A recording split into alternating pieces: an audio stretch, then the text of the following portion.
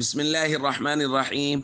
عن أبي قتادة رضي الله تعالى عنه قال قال رسول الله صلى الله تعالى عليه وسلم في الحديث: صيام يوم عرفة أحتسب على الله أن يكفر السنة التي قبله والسنة التي بعده. رواہ مسلم۔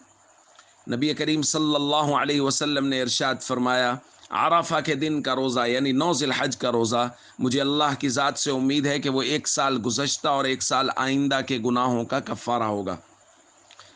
دوستو، عرفہ کا دن یعنی 9 ذی الحج کا دن، اس کو عرفہ کا دن اس لیے کہتے ہیں کہ اس دن حج کا رکن اعظم وقوف عرفہ ادا ہوتا ہے۔ حاجی لوگ میدان عرفات میں قیام کرتے ہیں۔ یہ دن بے حد فضیلتوں والا دن ہے۔ نبی کریم صلی اللہ علیہ وسلم نے ایک حدیث میں ارشاد فرمایا، اللہ رب العزت عرفہ کے دن سب سے زیادہ لوگوں کی بخشش فرماتے ہیں، اور اسی طرح عرفہ کے دن اللہ رب العزت فرشتوں کے سامنے بندوں کے ذریعہ فخر فرماتے ہیں کہ دیکھو 2 کپڑوں میں میرے بندے میدان عرفات میں دیوانہ وار اور عاشقوں کی طرح پھر رہے ہیں۔ تو دوستو، یہ دن بہت فضیلتوں والا دن ہے۔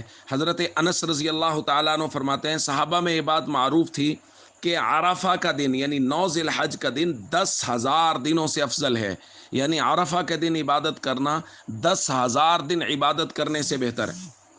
اس لیے عرفہ کے دن کو بہت اہتمام سے گزارنا چاہیے۔ اس دن کا روزہ 1 سال گزشتہ اور 1 سال آئندہ کے گناہوں کا کفارہ نبی کریم صلی اللہ علیہ وسلم فرما رہے ہیں۔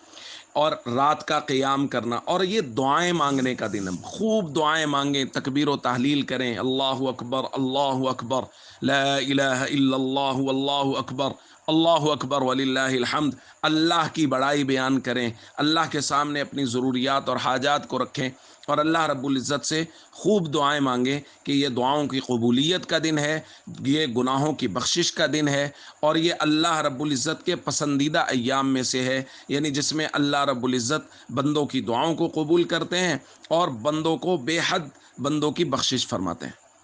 السلام علیکم ورحمۃ اللہ وبرکاتہ۔